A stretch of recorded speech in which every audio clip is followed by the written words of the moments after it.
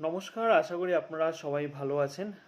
কিছু আপডেট দেওয়ার জন্য এলাম আইপিএল সংক্রান্ত। কলকাতা নাইট রাইডার্স আমাদের সবার কেকেআর এর জন্য।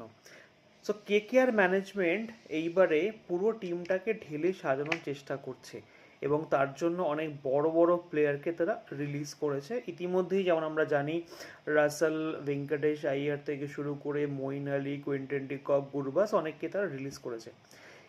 কিন্তু এদিকে একটা ভালো ব্যাপার হচ্ছে যে তাদের কাছে এই মুহূর্তে অলমোস্ট 64 ক্রোর্স থাকবে নতুন শপিং করার জন্য মানে ভালো ভালো প্লেয়ারকে বাই করার জন্য এবং একটা উইনিং টিম কম্বিনেশন তৈরি করার জন্য।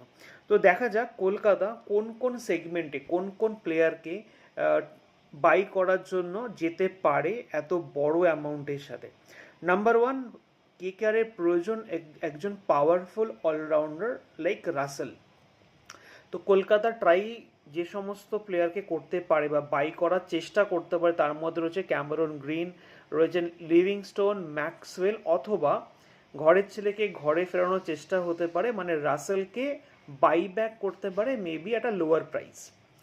নাম্বার টু যেটা দরকার সেটা হচ্ছে ইন্ডিয়ান একজন top order batsman. Venkatesh Iyer যাওয়ার পরে এই মুহূর্তে প্রবাবল অপশন হতে পারে রাহুল ত্রিপাঠী কিংবা মায়াঙ্ক আগরওয়াল।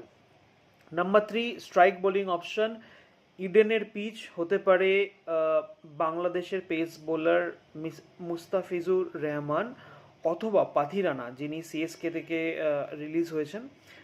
কলকাতা তার জন্য ঝাঁপাতে পারে।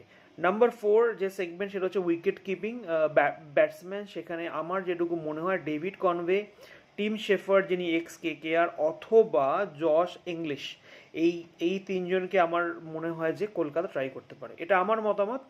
আপনাদের কি মতামত আপনারা অবশ্যই কমেন্টসে বলুন। আর অপেক্ষা করতে হবে মিনি অকশনের জন্য ফাইনাল কলকাতার টিম দেখার জন্য।